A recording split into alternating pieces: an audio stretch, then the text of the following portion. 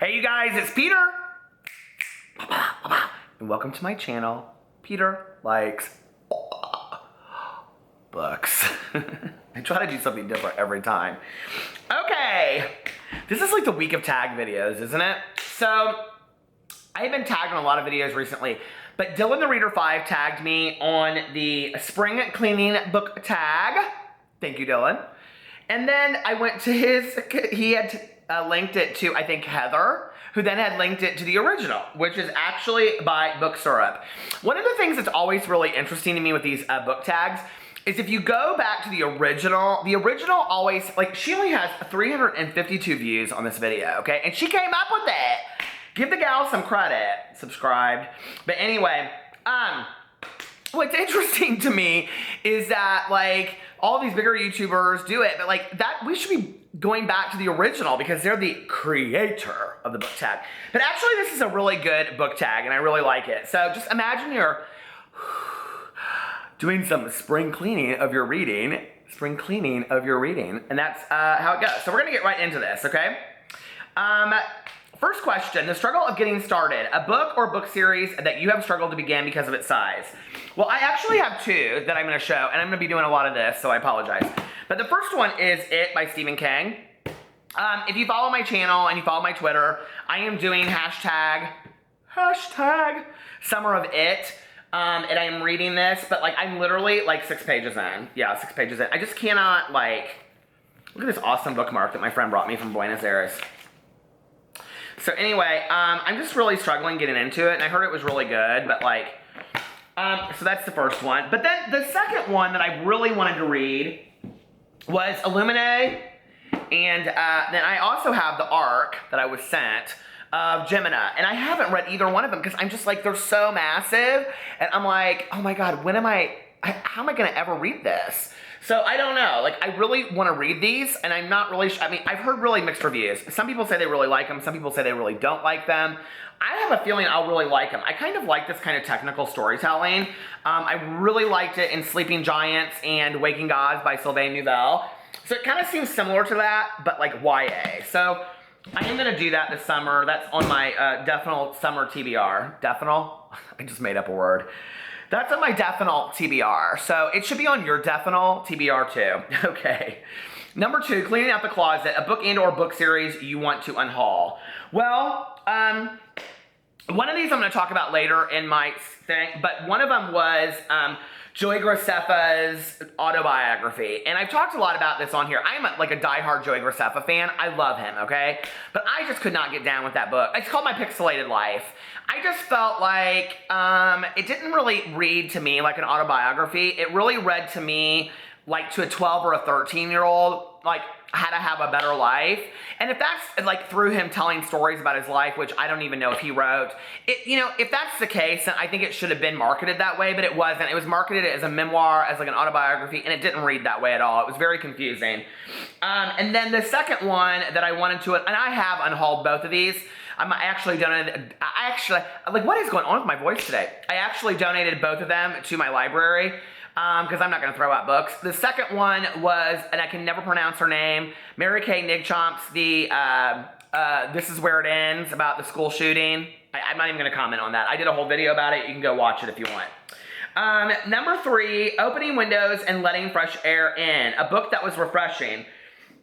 I actually have 2, and it was because the one I really wanted to talk about, which I'm going to talk about second, I couldn't find, and then I did find it. The first one was You Know Me Well by Nina LaCour and David Levithan.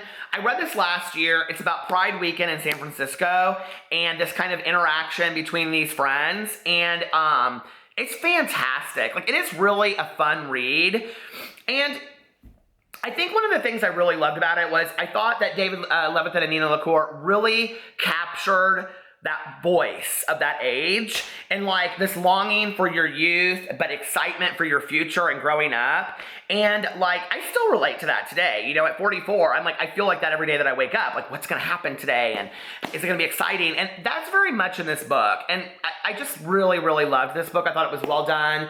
I did this as a buddy reads last year. I can't remember with who. I think with Philippe at the YA Reader. So, and then the next book Oh, the other one that was refreshing to me, and it was actually, I believe, sent to me by Dylan the Reader 5, was Cinder by Marissa Meyer. I loved this book. Like, I have not read the rest of the series. I have Scarlet on Audible, and then I have Crest and the other ones, Winter or whatever they're called. I have all the rest on my bookshelves. I want to read them this summer as well, but I think I might wait till fall. They kind of, like, this was like a fall-winter read for me. I can't remember when I read it, but I just thought it was such a unique idea, and I thought it was so well done. And there, you know, there's all these like retellings, and Marissa Meyer is kind of like the queen of that. I mean, she just came out with like, what was it, Heartless, about Alice in Wonderland and all that stuff. You know, I think like these retellings of fairy tales are very interesting if they're done well. And this one was done so well. Did you see my contact? I could just feel it like flip. Oh, here they are on the back. Cinder, Scarlet, Crest, Fairest, Winter. So I'm really excited about reading the rest of the series. It was very refreshing to me. And I didn't get bored at all reading it. Okay, let's see. Number 4, a book you wish you could rewrite a certain scene in. Okay, I don't know how I'm going to do this without being spoiler, because last year I read this in Booktubeathon, and I said that it was like one of my favorite books I had read all year, which it is. It's Peter Benchley's Jaws. There is a romance in this book that I wish had not occurred. It made the story more interesting to me, but if you read this and you've also seen the movie, you'll understand why I wish the romance had never occurred. And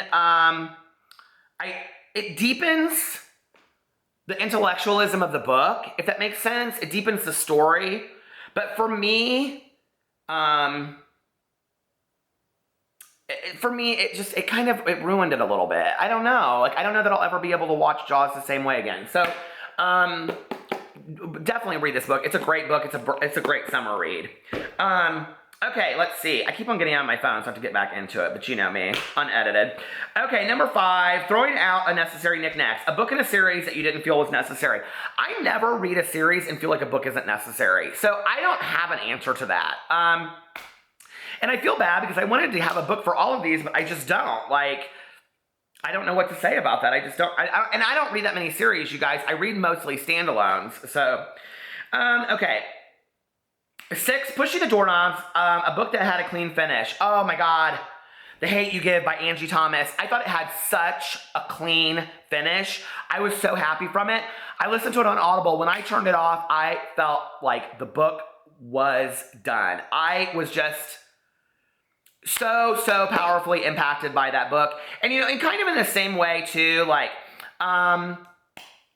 and I know there's a lot of discussion about this book, but Harper Lee's Go Set a Watchman, like when it was done in that very last scene between Jean Louise and Atticus, like I really very much felt like their story was complete. And I loved Go Set a Watchman. I know a lot of people didn't. And I talked a lot on my vlog about this lately because I've been watching all of these interviews with what's her name? Mary Badham, who played Scout in the movie. And she talks about, you know, her friendship with Harper Lee and like what she thought of, and she loved Go Set a Watchman. And she said, you know, you have to really understand that time period. And anyway, I'm not going to get into all that. Go look at the interviews. They're really, if you like To Kill a Mockingbird, they're extremely interesting. Mary Badham, Badham. She was the one that played Scout. And she's still alive, and she goes and lectures about the book all over the world.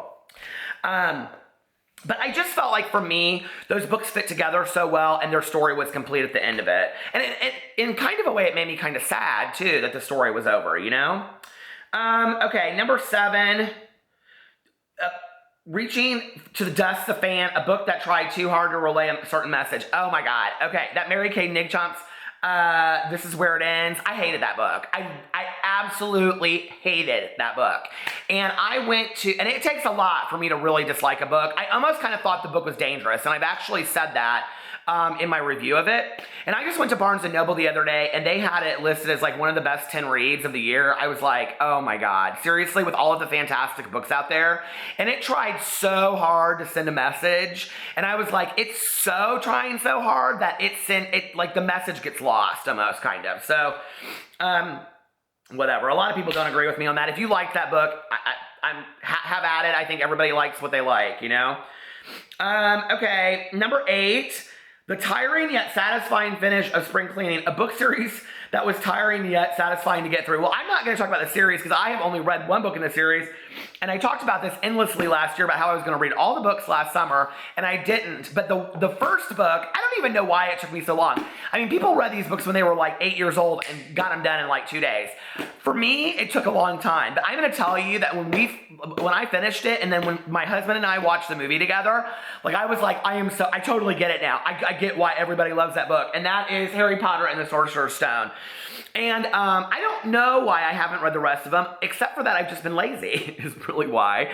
But that is my goal, to read all of them by the end of this year. I loved the movie. I sorted myself. I'm a Hufflepuff. I wanted to be a Gryffindor, but I'm a Hufflepuff. But then the other night I was watching Orange is the New Black. Have you guys seen it yet, where they sort themselves? It's hilarious, right? And one of my favorite characters is a Hufflepuff. And she's like, well, we're kind, compassionate, and loyal friends. And I was like, baby, that's me. I'm a Hufflepuff. So anyway, but I really loved this book. And even though it took me a long time to get through, because I just wouldn't sit down and read it, you guys, I bought this the year that it came out. It might even be a first edition. Doubtful. I know it's not a first edition. Oh my God, it is! Would you die if I owned a first edition Harry Potter? What does it say? No. It's only a year old though. But look at it. I got this, and I bought it at Borders for $16.50.